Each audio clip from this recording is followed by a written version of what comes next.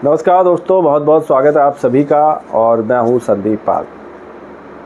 बिहार की सियासत में महागठबंधन को लेकर इन दिनों काफ़ी चर्चा हो रही है और चुनावी रणनीति को लेकर आज यानी 17 अप्रैल को एक बड़ी बैठक हुई महागठबंधन की, जिसमें सभी घटक दल शामिल हुए।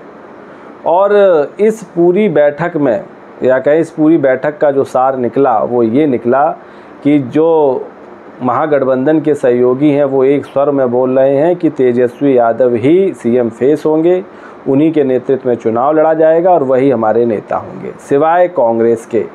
तो कांग्रेस महागठबंधन में कुछ अलग थलग पड़ती नज़र आ रही है और आज उनकी उस उम्मीद को भी झटका लगा जिसको वो बार बार टालते आए हैं। कांग्रेस के बड़े नेता, फिर चाहे वो सचिन पायलट हों, कृष्णा अल्लावरू हों, राजेश कुमार हो या आला कमान हो, जो कहता आया है कि जो सीएम फेस की चर्चा है इसको टाल देना चाहिए और जब चुनाव परिणाम आ जाए तब विधायक दल की बैठक में निर्णय किया जाएगा कि सीएम फेस कौन होगा।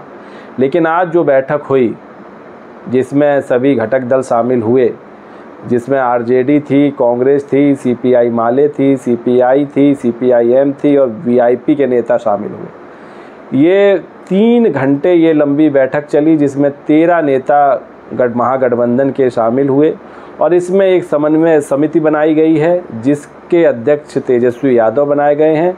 और सीएम कैंडिडेट के सवाल को चुनावों तक टालने की जो कोशिश कर रही थी कांग्रेस, उसको करारा झटका लगा है, क्योंकि आज बैठक में खुद मुकेश सहनी ने भी कह दिया कि तेजस्वी ही हमारे नेता हैं, उन्हीं के नेतृत्व में चुनाव लड़ा जाएगा, वही सीएम फेस है और अगर इसके अलावा कोई और नेता हो महागठबंधन में तो हम उस पर चर्चा करें, लेकिन ऐसा कोई है ही नहीं।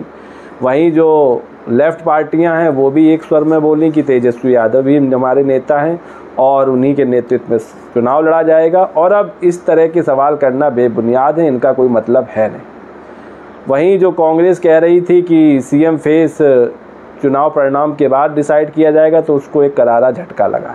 लेकिन इस बैठक में एक और चीज़ देखने को मिली, वो ये कि जो सिटिंग अरेंजमेंट था उस पर अगर गौर करें तो बीच में बैठे थे तेजस्वी, उनके लेफ़्ट साइड में बैठे थे मुकेश सहनी और राइट साइड में बैठे थे कृष्णा अल्लावरू। इसके अलावा लेफ़्ट दल के भी नेता थे। तो इस सिटिंग अरेंजमेंट से ये साफ़ हो गया है कि जो तेजस्वी के 2 शक्तिशाली स्तंभ हैं उनमें से एक मुकेश सहनी भी हैं। मुकेश सहनी को 20 सेंटर में जगह दी गई, जबकि लेफ़्ट के नेता और कांग्रेस के अन्य नेता आमने सामने बैठे थे।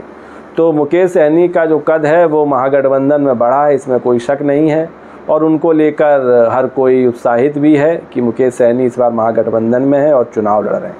तो इस पूरी बैठक में जो बंद कमरे में लंबी बैठक चली, इसमें तेजस्वी को सीएम चेहरा बनाने के मसले पर गठबंधन के जो 6 घटक दल हैं उनमें 5 एक तरफ थे और सिर्फ दूसरी तरफ कांग्रेस थी। मतलब कि 5:1 का रेशियो था। महागठबंधन 90% तेजस्वी यादव के पक्ष में है कि वही हमारे नेता हैं, उन्हीं के नेतृत्व में चुनाव लड़ा जाएगा, वही सीएम फेस है। लेकिन सिर्फ कांग्रेस इसमें अभी पूरी तरह सहमत नहीं है और वो इसको टालने की कोशिश कर रही है। तो इस बैठक में जो कोऑर्डिनेशन कमेटी बनी है जिसके अध्यक्ष तेजस्वी यादव हैं, उसकी जानकारी देते हुए अल्लावरू ने बताया कि 13 नेताओं को इस समिति में चुना गया है जो सारे निर्णय लेंगे और गठबंधन में समन्वय का काम समिति प्रखंड स्तर तक देखेंगे, तो जिसमें सभी दलों के नेता शामिल हैं। तो इस बैठक में अभी सीट बंटवारे को लेकर किसी तरह की चर्चा नहीं हुई, जिसके बारे में मैंने आपको पहले ही बता दिया था कि ये जो बैठक है इसमें चुनावी रणनीति पर चर्चा होगी, न्यूनतम साझा कार्यक्रम, कॉमन मिनिमम प्रोग्राम पर चर्चा होगी, कैसे चुनाव प्रचार किया जाएगा, क्या चुनाव रणनीति होगी, इन सब तमाम पहलुओं पर चर्चा हुई। सीट बंटवारा अभी करना जल्दबाजी होगा क्योंकि अभी काफ़ी वक्त बचा है और उम्मीद जताई जा रही है कि आने वाले 2-3 महीनों बाद ज़रूर सीट बंटवारा हो सकता है, जब महागठबंधन पूरी तरह इंटैक्ट हो जाएगा। क्योंकि अभी 2 और पार्टियां हैं जिनके आने की गुंजाइश है महागठबंधन में, एक पशुपति पारस हैं और दूसरी पार्टी आईपी गुप्ता की इंडियन इंकलाब पार्टी है जो अभी हाल ही में बनी है, जिसके पीछे भी एक बड़ा वोट बैंक है। तो फिलहाल अभी तो सीट बंटवारे पर कुछ नहीं हुआ, लेकिन इस बैठक में एक बात तय हो गई, साफ हो गई कि तेजस्वी ही महागठबंधन का चेहरा है, वही सीएम फेस है, उन्हीं के नेतृत्व में चुनाव लड़ेगा।